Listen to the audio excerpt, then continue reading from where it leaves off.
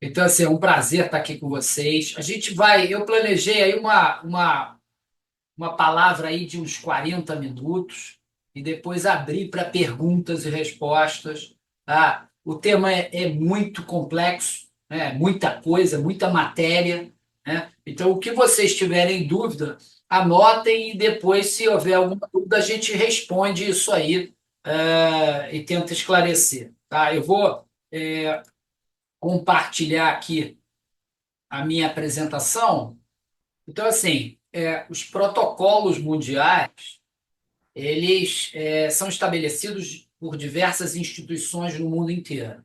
E dentre elas, a American Heart Association, o ILCOR, o PHTLS, e a Sobrasa está sempre na vanguarda desses protocolos na questão afogamento. E isso está muito comprovado porque a gente está em a gente é citado em todos os protocolos. E o que eu vou mostrar para você aqui, para vocês, é um resumo desses protocolos e das provocações que a gente faz em relação à prevenção, ao salvamento e aos primeiros socorros. Eu trabalhei minha vida inteira na área do APH e na área de terapia intensiva. Então, eu tive essa oportunidade de ver exatamente todo o processo do afogado na areia até ele chegar no hospital, na emergência, no CTI e até ele ter alta ou não. Então, eu consegui ter uma visão bem ampla desse problema afogamento. Eu sou tenente-coronel da reserva do Corpo de Bombeiros, secretário-geral da Sociedade Brasileira de Salvamento Aquático e médico da Defesa Civil, fundador da International Ground Researchers Alliance, que é uma instituição importante, e membro da Comissão de Prevenção Médica da International Life Saving Federation. Essa situação aqui, ela resume bem o que é o afogamento. É, é uma pessoa, uma criança nesse caso aí, deixada sozinha, numa piscina onde todo mundo olha para a piscina e diz assim: isso não tem risco nenhum, isso dá para andar, né? É muito raso. E isso acontece não só em piscinas, mas acontece em cachoeiras, em rios, lagos, represas, no surf, no stand-up, em várias situações. O mecanismo do afogamento ele é sempre o mesmo. Ele tem um local que tem um risco, um ambiente aquático, é uma pessoa que tem uma competência aquática. Sempre que o local de risco ele é maior do que a competência aquática desse indivíduo, ocorre o afogamento. Veja a criança tentando ajudar a outra ali, num local que ela está com a água ali quase no joelho. Então, a criança, se ela tivesse alguma competência aquática de restabelecer a posição em pé, ela não se afogaria. Você vê que situações tão simples e a pessoa está cuidando das crianças, está olhando no telefone, porque ela não tem ideia. E ela olha para a piscina e vê a piscina como algo sem risco algum. E isso é o afogamento, e isso acontece quando uma pessoa vai numa cachoeira, quando a pessoa vai tomar um banho de rio, quando ela vai pescar, quando ela vai atravessar um rio, ela olha para aquele ambiente e ela não entende, ela não compreende o risco que aquele ambiente apresenta e, portanto, ela se expõe ao risco. Como ela acaba não tendo a competência aquática para enfrentar esse risco, ela acaba se afogando. Tá? E aí esse afogamento pode ter, como a gente vai ver, alguns graus de gravidade diferenciados, o que pode afetar todo o processo do prognóstico. Nosso planeta Terra ele tem 75% de água, então cada vez mais o ser humano se afoga. Maiores regiões de risco, maior número de afogamento, o aquecimento global vai aumentar esse problema, está aumentando esse problema com as inundações, com a invasão do mar no ambiente terrestre e provocando muito mais afogamentos. O nosso país é um país que tem o maior número de salvamentos no mundo inteiro. Ele não tem o maior número de mortes, mas tem o maior número de salvamentos, porque a gente tem uma costa muito grande e principalmente porque a gente tem uma área navegável, banhável, quer dizer, para lazer, para turismo muito grande. 15 brasileiros morrem afogados diariamente, um a cada 90 minutos. O afogamento é a segunda causa de morte de 1 a 4 anos de idade e quarta na faixa de 5 a 24 anos de idade. Então, é um problema que afeta de 1 a 24 anos de idade. É muito importante isso, e para nós é muito significativo, ou seja, nossos jovens estão morrendo principalmente de afogamento. A cada 3 dias, uma criança morre afogada dentro de casa. Local que deveria ser o local mais seguro, que é entendido como o lugar mais seguro, é justamente um local de alto risco. Dessas crianças, das crianças de 1 a 4 anos, de 1 a 9 anos de idade, 50% morrem dentro de casa. Você vê como é que é o risco grande dentro de casa, e são vários riscos dentro de casa, desde a piscina, tanque, cisterna aberta, caixa d'água, balde, máquina de lavar, banheiro. Quer dizer, é um mundo em que os pais não interpretam como se fosse arriscado, como se tivesse risco de morte. E para uma criança de 1 a 4 anos, isso é normalmente fatal.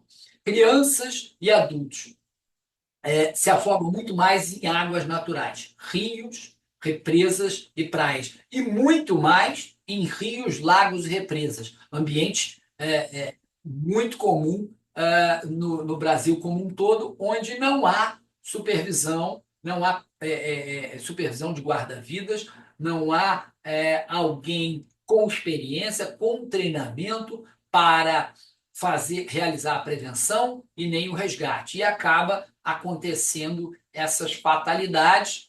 Você vê que dos 15 brasileiros que morrem afogados diariamente, 2 morrem tentando ajudar uma outra pessoa que está se afogando. E a gente gasta muito dinheiro com isso, R$ 210 mil. Os homens se afogam 7 vezes mais do que a mulher. E o afogamento, quando você olha o mapa, você vê que o afogamento, o risco de morte por afogamento, ele é muito maior no interior do Brasil, na região centro-oeste e principalmente na região norte. Ele é muito menor na região sudeste e sul, onde as pessoas têm mais educação, respeitam mais o risco, a orla afeta, quer dizer, uma orla maior em relação à área geográfica, e isso produz maior educação na área de prevenção em afogamento. E o afogamento ele tem cenários diferentes, atividades diferentes, faixas etárias diferentes. Ele atinge públicos e cenários diferentes, e esses cenários necessitam de soluções distintas. Então, o que eu faço para prevenir o afogamento numa piscina é diferente de um rio, que é diferente do surf, que é diferente de uma cachoeira, que é diferente de um barco. Então, isso a gente tem que entender isso. Em relação às atividades, a mesma coisa, uma pessoa realizando uma atividade de transporte de barco é uma coisa, realizando um surf em local com onda maior é outra, realizando um mergulho é outra. Então, a atividade molda diferentes riscos e diferentes soluções. Assim como a faixa etária também. A gente já viu que de 1 a 4 anos ele é principalmente dentro de casa, a partir de 9, 10 anos ele é mais fora de casa. Então, essa faixa etária ela dá uma ideia de qual é o risco, aonde é o risco, com quem é o risco e quais as soluções. Como é que nós vemos o problema afogamento? Nós vemos muito forte e importante a prevenção. Tá? Mas a sociedade não vê dessa forma. Sempre que a gente fala em dar aula, alguém pede uma aula, ou alguém pede alguma atividade de afogamento, todo mundo, a sociedade em geral, quer aprender como fazer o salvamento e como realizar os primeiros socorros. Quando isso não é o mais importante, é o menos importante de todos. Você vê aqui nesse gráfico que a gente mostra a cadeia de sobrevivência, onde 99,9% das ações de guarda-vidas nas praias são destinados, voltados, focados em prevenção. Apenas 0,1% das ações dos guarda-vidas são voltados para salvamento aquático e 0,02% para o suporte de vida. Você vê com essa cadeia de sobrevivência aqui, ela mostra exatamente o que é importante para quem lida com salvamento aquático ter conhecimento. E a gente mostra muito claramente que dentro do profissional guarda-vidas, o mais importante é a prevenção. E a gente mostra também que ao longo dos anos, esses dados de morte, de risco de afogamento, de morte por 100 mil habitantes, vem reduzindo ano a ano. De forma que você vê que em 2022, ali está 2021, mas tem em 2022, o número foi o menor de toda essa série histórica. E quando a gente fala em afogamento, a gente fala em protocolos. E os protocolos, eles nasceram em 1771, onde juntaram uma equipe médica para determinar o que seria melhor fazer como protocolo nos casos de afogamento, e eles listaram ali aquecer a vítima e remover as roupas molhadas, já fazemos isso até hoje, aspirar a água, posicionando a vítima com a cabeça mais baixa que os pés, nós já paramos de fazer isso há uns 30 anos, estimular a vítima com fumo de tabaco por via retal ou oral, graças a Deus a gente já parou de fazer isso há muitos anos também. Utilizar o método de respiração boca a boca, nós fazemos isso até hoje. Boca a boca é a melhor forma de ventilar um afogado. E as sangrias, a gente já parou de fazer isso há muitos anos. E essa história da ressuscitação começou na cidade do Rio de Janeiro, onde a gente tem água por tudo quanto é lado e muitos afogamentos. Na época capital do país, nós tivemos a inauguração do primeiro posto de salvamento, onde o guarda-vidas ficava ali numa torre, na praia de Copacabana, e ele avistava o afogamento, a pessoa, e ele descia, a gente não sabe exatamente como ele descia, mas ele descia para fazer o socorro, e dali ele via quem estava em perigo e quem estava precisando de ajuda. A primeira ambulância a fazer o atendimento de afogamento no Brasil, o APH, foi voltado para o serviço de salvamento na praia de Copacabana, em 1930, fazia exatamente o atendimento dos pacientes que estavam afogados. E essa realidade mudou muito. Antes tinham poucas pessoas na praia. Hoje é um mar de pessoas na praia, por exemplo, ou em rios, no dia que está na praia de Rio, onde está muito quente. Então, assim, é uma situação do tipo encontre o óleo. Onde é que está a areia? Onde é que está o afogado? Aonde é que é o risco? Aonde que eu tenho que colocar o meu guarda-vidas para dar segurança a uma população como essa aí? Um dia cheio de praia, às vezes na orla do Rio de Janeiro, são 3 milhões de pessoas na praia. Então, assim, não há como um guarda-vidas, 1, 2, 3, 500 guarda-vidas, darem conta desse mar de pessoas. Todas essas pessoas têm que ser educadas em prevenção de afogamento, ou seja, reconhecer o risco e saber sua competência aquática, o seu limite, e não entrar em determinados locais da praia. Afogamento é a aspiração de líquido não corporal causado por submersão ou imersão das vias aéreas. Então, afogamento não é engolir água. Afogamento é a aspiração do líquido que vai para a via aérea e aí dificulta, de alguma forma, essa troca gasosa. Ele pode dificultar um pouco mais ou um pouco menos, e aí varia a gravidade, a severidade do afogamento. Se eu aspirei um pouco mais, eu estou mais grave. Se eu aspirei muito mais, eu estou muito mais grave. E quando a gente fala de uma quantidade grande de aspiração de água, a gente está falando de meio copo d'água. É o suficiente para dar um afogamento gravíssimo e levar a parada cardiorrespiratória. Então, esses conceitos são muito importantes para quem lida com salvamento aquático.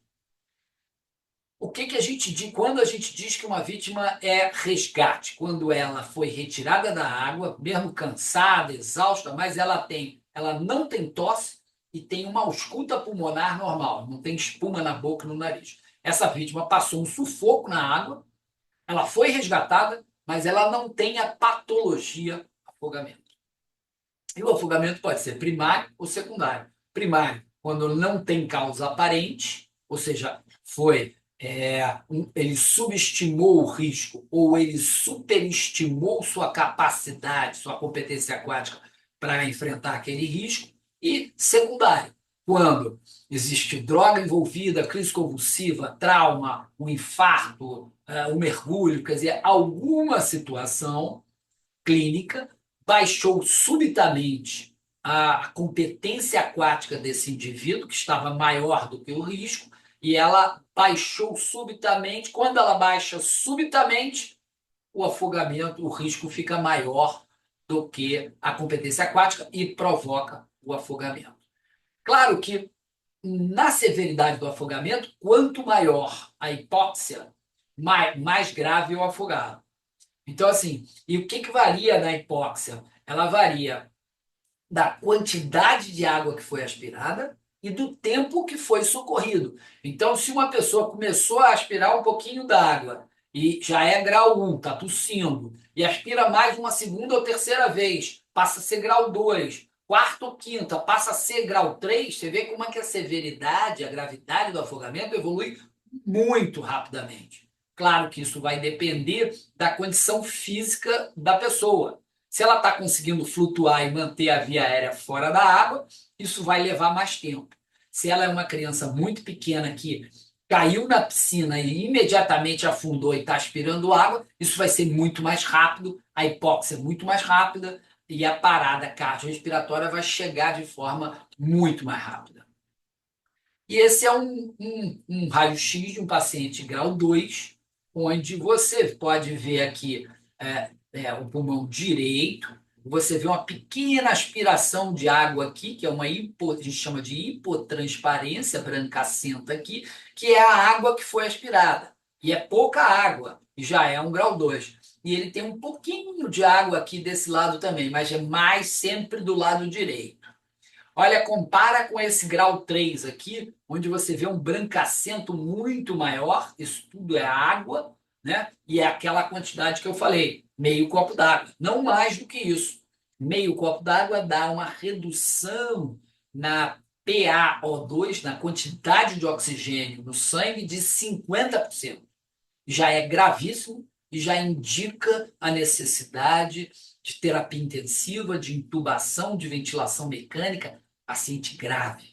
Né? E isso acontece, como a gente falou, se a pessoa não souber nadar nada, isso vai do resgate ao grau 3 ou 4 em 50 segundos, 30 segundos, 40 segundos. É muito rápido. Tá? Daí a necessidade da gente intervir muito rapidamente.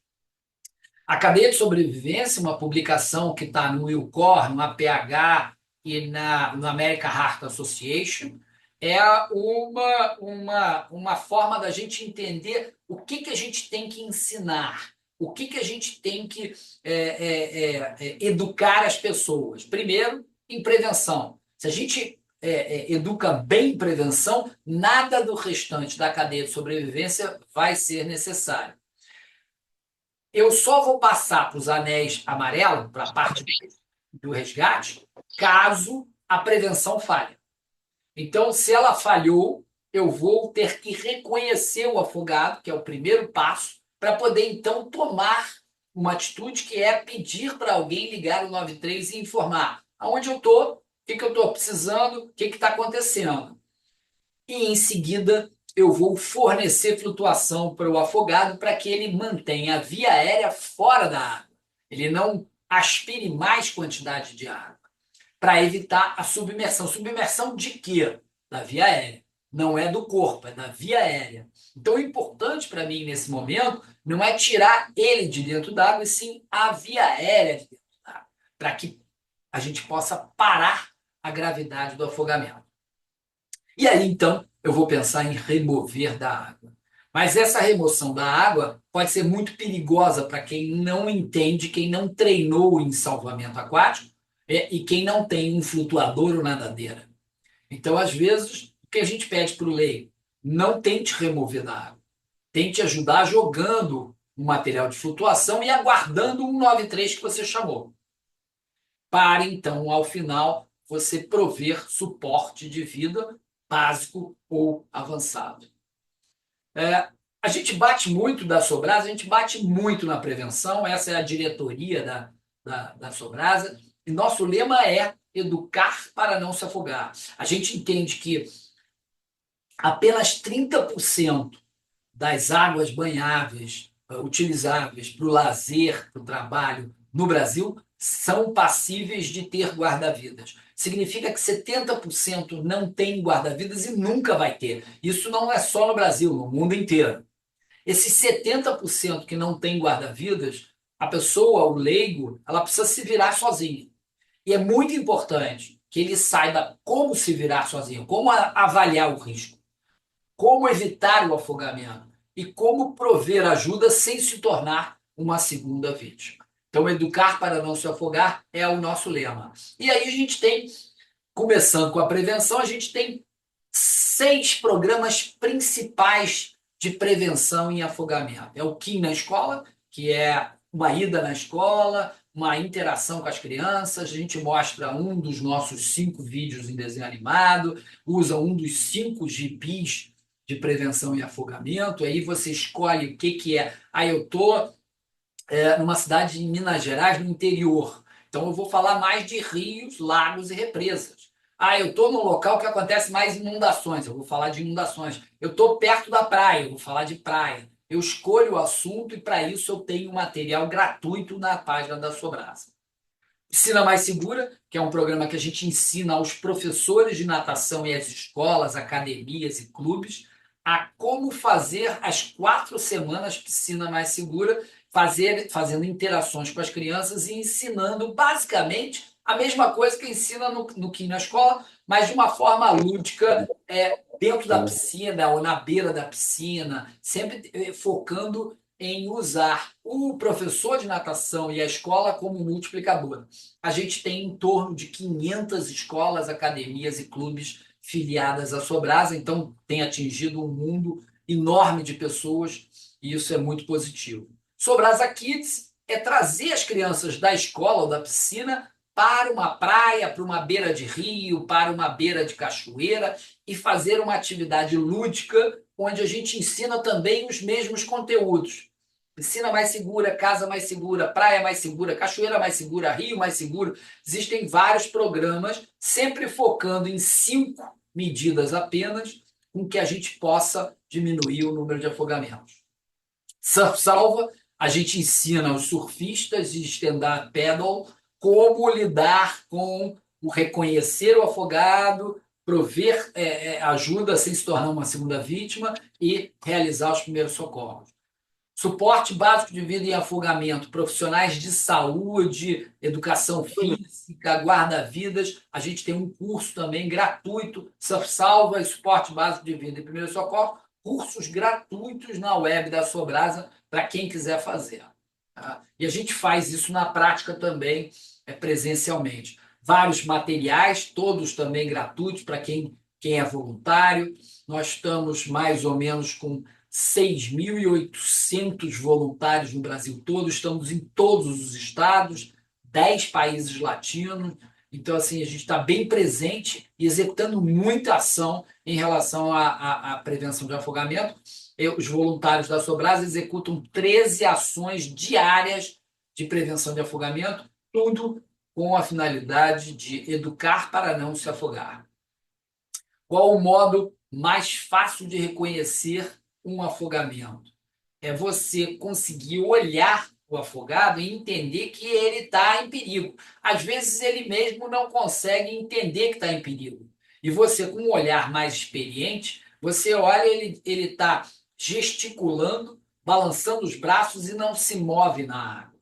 Ele está com o cabelo na cara, ele está com o olhar arregalado, ele está se deslocando para longe do local que ele deveria se deslocar. Então, tudo isso faz com que você reconheça o problema, reconheça um afogado e então possa chamar ajuda. E qual a melhor forma de ajudar o afogado?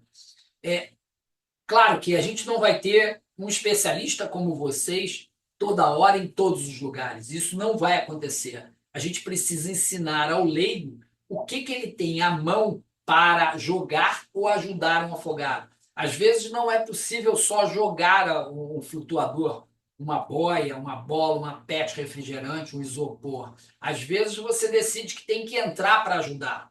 Mas sempre que você for entrar, tem que levar um flutuador para entregar para essa pessoa, para que ele não agarre você e que você possa se afogar junto. E o socorro na água, ele é sempre que possível, para quem tem treinamento, a gente sempre tem uma distinção muito grande entre eu fui fazer o socorro dentro da água, eu tenho uma vítima consciente ou inconsciente. E é muito claro, muito rápido, fácil de você distinguir entre uma coisa e outra. Se uma pessoa está falando ou movimentando, se ela está consciente, ela pode ser no start aquático uma vítima verde, amarela ou vermelha. Se ela não está se movimentando nada, ela é uma vítima preta. Uma vítima preta significa que ela está em parada respiratória ou cardiorrespiratória. E aí a gente tem que fazer o quê?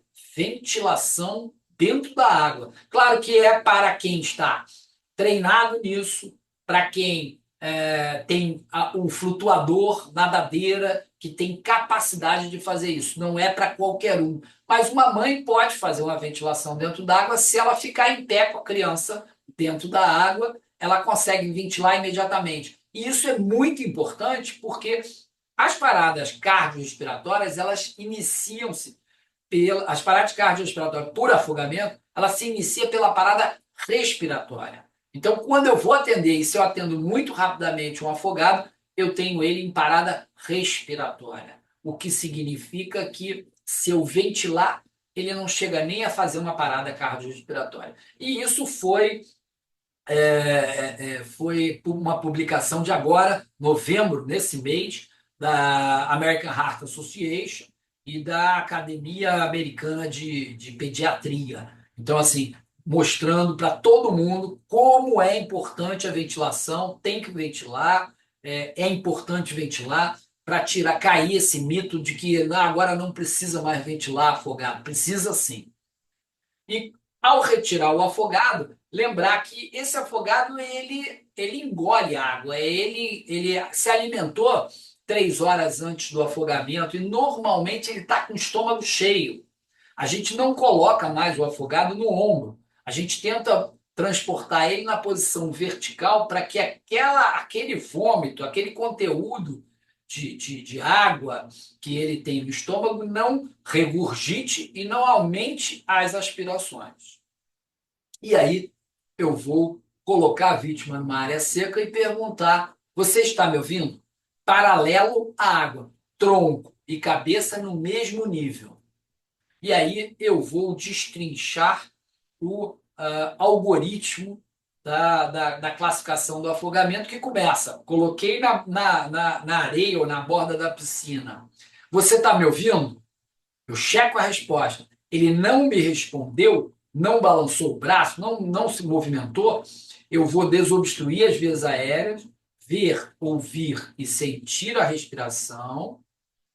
E aí, se não houver respiração, ou se eu tiver na dúvida, eu vou fazer 5 ventilações artificiais iniciais e checar sinais de circulação. Como é que eu checo os sinais de circulação? Com pulso radial? Não. Com pulso carotídeo? Não. Apenas a ventilação que eu fiz dá uma falta de resposta a essa ventilação e eu assumo que o coração também está parado e vou começar a fazer as 30 compressões, e aí eu passo para 2 ventilações, 30 compressões, 2 ventilações, durante 4 ciclos, ou 2 minutos, e aí checo novamente a respiração para ver se ele está ventilando.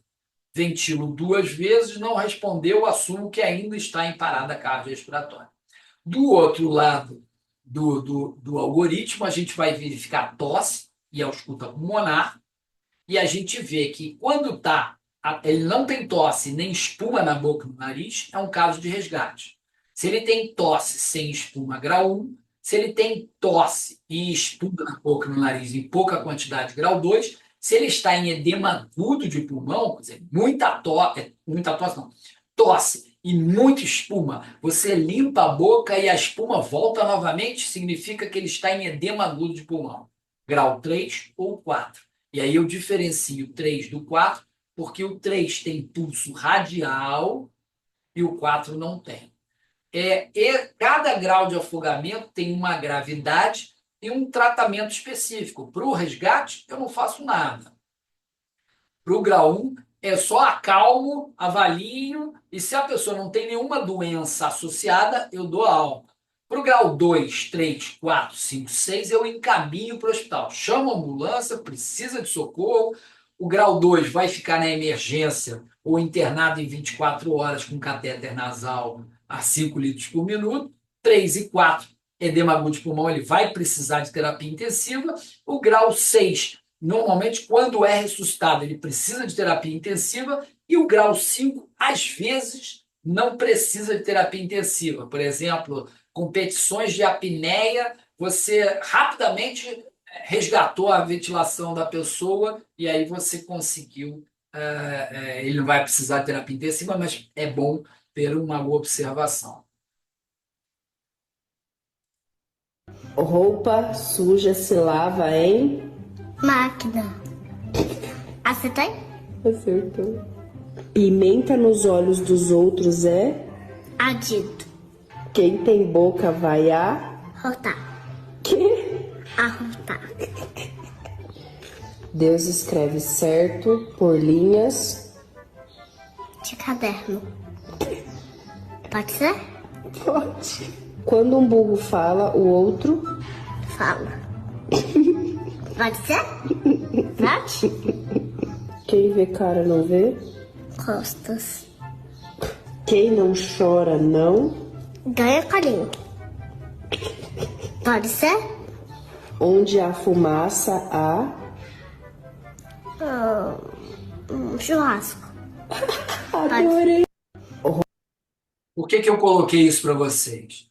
Porque eu quero apresentar para vocês que no APH, no socorro, até no atendimento, às vezes no terapia intensiva, não existe uma forma certa de fazer as coisas. Existem várias formas certas de fazer as coisas. Tá? Isso é muito importante, porque num socorro a gente tem mais de 8 milhões de escolhas. Isso não quer dizer que se você escolher algo que não seja o melhor naquele momento, que isso não vai ter um resultado bom. Então é sempre bom a gente entender que não existe socorro perfeito. Mesmo cometendo falhas, o resultado pode ser positivo. Isso é muito importante para quem trabalha em APH. A prática dos protocolos, a revisão, o script, o review, você rever o que aconteceu, o que você fez, como é que foi esse socorro, o que a gente poderia ter feito de melhor, vai dando uma cadeia de fluxos cognitivos de pensamento, de você ter uma resposta mais rápida, melhor, imediata, sem ter que raciocinar muito, o que é muito bom para o paciente. Tá? A outra coisa que eu acho que é muito importante é o tempo todo vem protocolos novos. Ah, mas eu aprendi. Disseram que ficar de cabeça para baixo é melhor para tirar a água. Ah, me disseram que aquela boiazinha de braço é ótima para. Não é. Me disseram que aquela capa de piscina. Quer dizer, toda hora alguém inventa alguma coisa. Antes de utilizar essa coisa inventada, vamos dar uma olhada qual é a evidência científica, qual é os testes que foram feitos por trás dessa invenção antes de utilizá-lo. E, por último, quanto mais ferramenta você tiver, maior eficiência no socorro vai ter. Então, nunca é demais aprender, reler, discutir principalmente após um socorro que você realizou, seja de salvamento aquático, seja de APH. E eu sempre pergunto qual é o maior desafio em prevenção de afogamento. E aí as pessoas falam, não, é saber ler, é interessar, e tem várias respostas. O que é mais importante quando a gente fala de afogamento? Primeiro, entender a pessoa, entender que o afogamento pode acontecer com qualquer um de nós. E todos nós já nos afogamos, e tenho certeza, pelo que eu vi no curso de vocês hoje, vocês fizeram um curso hoje, fizeram natação, e tenho certeza que todo mundo deu uma aspiradinha e deu uma tossidinha. Isso é um afogamento, tá? Mas por que vocês estão aqui assistindo e não estão mortos lá no morgue? Porque vocês tinham competência aquática. Vocês sabiam que era uma aspirada, mas que você sabe como nadar, você ficou em pé da piscina, você sabe como se defender. Então, é muito importante entender que o maior desafio para a gente em prevenção é convencer, para poder entregar a prevenção, as dicas, interessar a quem você está falando, que essa pessoa esteja convencida de que o afogamento pode acontecer com ela. Senão ela não se interessa pelo que você está falando.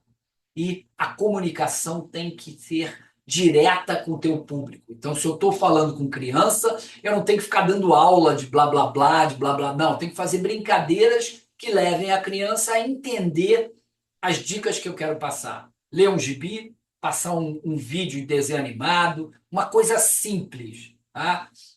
Se eu estou falando de prevenção em praia, eu estou focando em praia. Se eu estou falando em rio, eu estou focando em rio. Não adianta falar tudo. Eu tenho que falar o mais importante. Isso tudo para evitar situações como essa. Okay.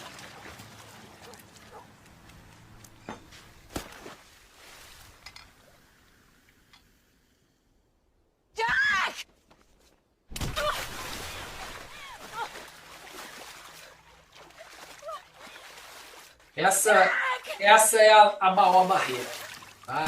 A barreira que impede a gente de chegar nas pessoas, que mantém a gente continuamente recebendo diariamente. Criança se afoga em balde, criança se afoga em máquina de lavar, adulto foi tentar salvar o filho e morreu junto. Por quê? Porque essas pessoas não acreditaram que poderia acontecer com elas. E o afogamento acontece com todos nós. Eu já passei vários sufocos na água, surfando, mergulhando, e isso é o que acontece. Se a gente tem ferramentas para sair, ótimo. Se a gente não tem, o afogamento não perdoa. Aconteceu e você morreu. Tá? Não é como errar ou alguma coisa num caderno ou em alguma outra coisa que você pode corrigir. E o afogamento tem que envolver os mais novos e os mais idosos, a toda uma sociedade, evitando que aconteça essa situação, uma criança de 9 anos de idade, afogada numa piscina 4x4, todo mundo foi descansar depois do churrasco, a criança ficou, ela se afogou, foi ressuscitada e está em estado vegetativo persistente, ou seja, não tem mais cérebro. É isso que a gente quer evitar. A gente não quer que vocês sejam os melhores ressuscitadores do mundo. Nós queremos que isso não aconteça. É isso que é o mais importante. Fabrício, era isso que eu tinha para falar.